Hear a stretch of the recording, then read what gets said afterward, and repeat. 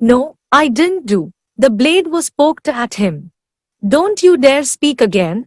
The other one who was checking Takshaka's pulse now continued. The boy even has blood on his cloth. He must be given away to the wolves. Take him to Lord Vasuki. Lord Vasuki, no. Hands at the back. Reluctantly, Kalki did as he was ordered while he was tied with ropes behind his back. I will wait here while you call from the headquarters, the soldier said to the other. And keep this suspect in the lockup until we are clear. You will regret this, Kalki added. But he was still pushed around with the government residents in the background, drifting as he walked further. He was getting late, and he had to reach by Sunrise, otherwise it would cause him his father's life. He took a deep breath and tried to reason with the guard, but it was to no avail. I will give you money. Bribing a guard is a strict offense. I will give you money to avoid that as well. All the money in the world can't save you. You were standing over a dead officer's body. You know what the punishment for that is? Death. As simple as that. That's a quick judgment to pass. I'm glad you aren't applying for the judiciary. Who says I haven't? Oh, you have, my. He saw a chariot exiting from the gates of the government residence just then, and it was none other than Lakshmi. Even from far, her eyes and her sculpted face was visible. I need to go, my friend. Your friend, eh? Kalki had had enough.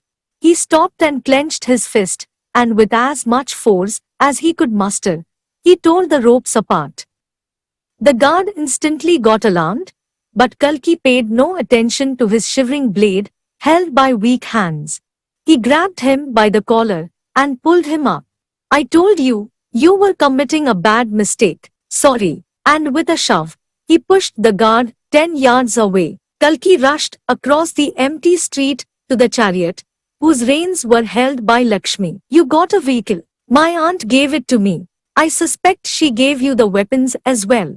Lakshmi signaled at the back. Kalki pulled up the ornate curtains and there were all sorts of shields, swords, daggers, javelins and bows with arrows.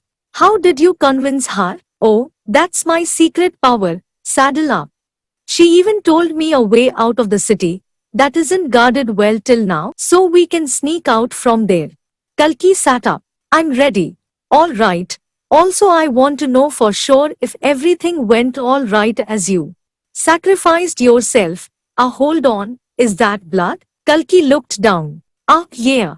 Don't tell me you killed someone. Oh, number. What happened then? We have a pretty long journey. Kalki wiped the sweat beads off of his forehead. I think we can discuss that during the course of it. Vishnuit had been exhausted. He didn't realize he would have to work at night as well, cutting off the fat, searing the loins, and then chopping up the leftover meat. Vishnuit had recommended leaving the cutaway tenders for 2 weeks, mostly covered with ice to bring out the softness and eliminate the rawness. But Keshav didn't listen. He had a cleft lip with hair that resembled mini-sized daggers protruding from his skull. He spoke awkwardly, and if anyone would even by mistake chuckle or grin, he would suffer consequences. Vishnuit had trained himself to survive this turmoil when he told Keshav he knew how to take care of a cow, but Keshav had to spare his son, Arjun, in return. We only need one of them, Keshav had said, glancing at the father and son. Vishnuit was perplexed by the statement, and by the time he had been bound, Keshav's men reached for Arjun to kill him, who dodged their attacks and escaped. The night had begun to fall and Keshav ordered his men to leave the premises, forgetting Arjun. Keshav made sure everyone who witnessed the invasion was cut apart, just like the cows Vishnuit was going through now. And now, he had been forced to help them, being their chef for reasons only Keshav knew. He was so tired of doing this sinful act of cow slaughtering that he even tried to escape, but to no avail as Keshav's guards stood at every place. Vishnuit had heard that mlechas don't take survivors, and here they were doing the opposite. Vishnuit didn't feel great about it. With each cut he made to the cow, he closed his eyes and prayed for forgiveness to goddess Kamadhenu. But he had to do it for survival. and for his son's survival.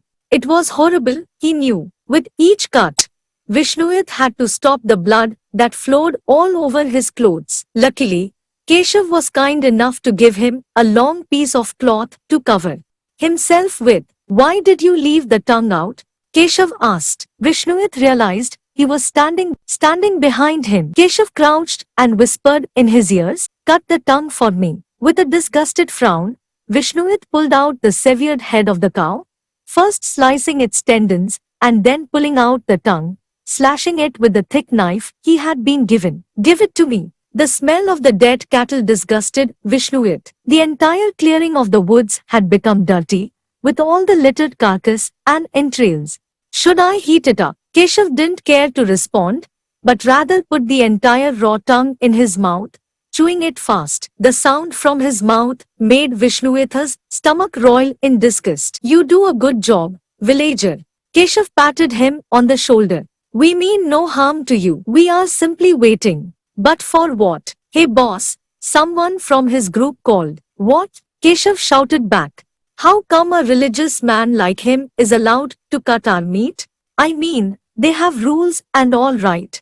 Don't they have their gods and goddesses of all kinds?" "Yes. I wonder how." "I don't mind," Vishnuyat quietly said. "A propagator of atheism, my friends," Keshav clapped. "You believe in no god, am I right?" Vishnuyat didn't answer. Keshav just looked at him airily for a while before he slapped him on the back with appreciation. "He is fine." Keshav went over to his tent. Just outside of it, there was a hanging cage, which Vishnuyat had seen. The cage had a talking parrot, and from what Vishnuyat had witnessed, the parrot was a genius. Keshav, to see any dangers lurking around, would let this parrot fly and come back. If the parrot would continue screeching, it was a sign that they had to be careful about the dangers lurking around. But Keshav didn't treat the parrot right, wouldn't give him enough food, and had a chain locked around its ankles. Whenever he would send him out, he would tie stones to him so he couldn't travel too far. He would threaten the parrot as if it understood him, which Vishnuyat knew he did, for the parrot was indeed a genius placed in very wrong hands. He tried squeezing the remaining life out of the parrot, and it began to peck Keshav hard over his palms, but it didn't matter to him. He was just maniacally grinning at the blood from all the quick piercings. "Yes, my love, do it, I feel it." He squeezed harder, and the parrot screeched loudly. And then Keshav dropped him inside. The parrot began creating an uncontrollable noise till Keshav just chuckled and closed the cage. "Our eyes," he signaled at Vishnuyat, who had been continually staring at Keshav, which he had noticed. "Beautiful creatures. By the Vajra, Lord Indra, save me from this horror." "Who wants to gamble?" he shouted at his friends. Surely there was no hierarchy amongst them, since they all had respect and disrespect for each other on an equal measure. It was only Keshav who had been the craziest. He would lead the group, speak what he pleased even though he was least intimidating physically. Vishnuyat walked over calmly to the cage, while the backs of the mlechas were to him. He knelt next to the cage and tried to pet the parrot, but it made an uncontrollable noise. "Calm down, I'm one of the good men," he said, but the parrot didn't stop. "All right, fine, let me help you with a snack." He had a glimmer of happiness as he dug his hand into his dirty tunic pocket and brought out a piece of bread. "You want some, my friend?" He prompted the parrot by feeding him from his hand. The parrot backed off. "Fine, I will just leave it right here, so I hope you don't feel threatened then." He tossed the bread inside the cage as the parrot looked at it for a while. By just the look of it, the bird seemed to be scared, almost shocked, that someone offered him sympathy. And then it bent down his neck like a crane and fetched the piece of bread. "Hey, here you go, my friend." Vishnuyat clapped calmly. It was almost a moment of happiness for him. "You are friendly. What is your name?" The parrot continued to eat the bread by keeping it next to him and pecking it. When it was over, the bird slowly walked with his tiny legs to the end of the cage and pushed his head out. "What do you want?" You want me to pat you? Quietly Vishnuat chuckled to himself as he tapped on the parrot's head. Then he scratched the light feathers, feeling how something could be so soft and tender. What is your name, friend? The bird didn't say anything. These deviants must have not even have given you a name. Well, you are quite friendly and beautiful. Why don't I call you Shuko? The bird flapped in appreciation. My name is Vishnuat Hari, but you can call me Vishnu, my friend. I was named after the founding gods of our creation. Lord Vishnu was the valiant warrior who brought order to our society, the seeker of dharma. Vishnu, Vishnu. It began to cry out loud in happiness. What's going on there? One of the mlechas shouted. Ah, nothing. Vishnuvat came to his feet and stepped away from the cage.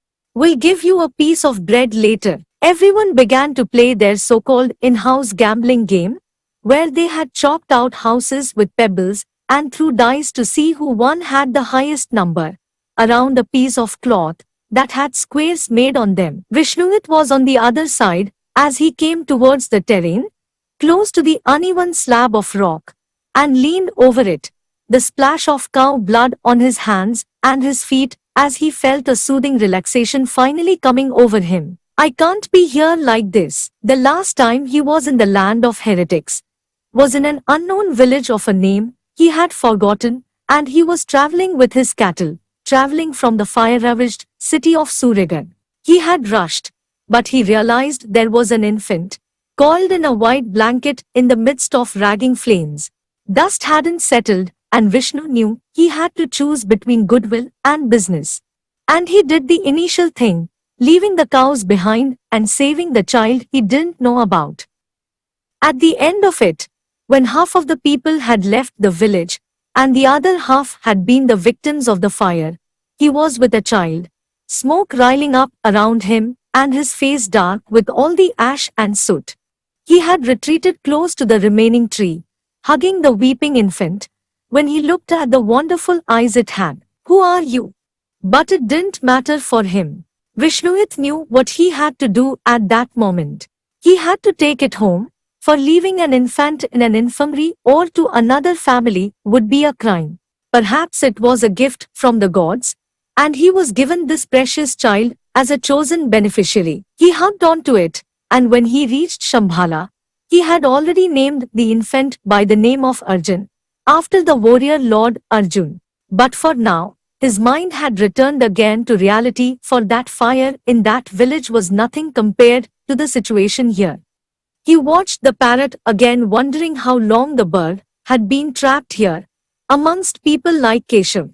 He pitied the bird. He watched him for a while until he realized the bitter metaphor of his entrapment. Just like the bird, he was here as well, and for how long, he had no idea.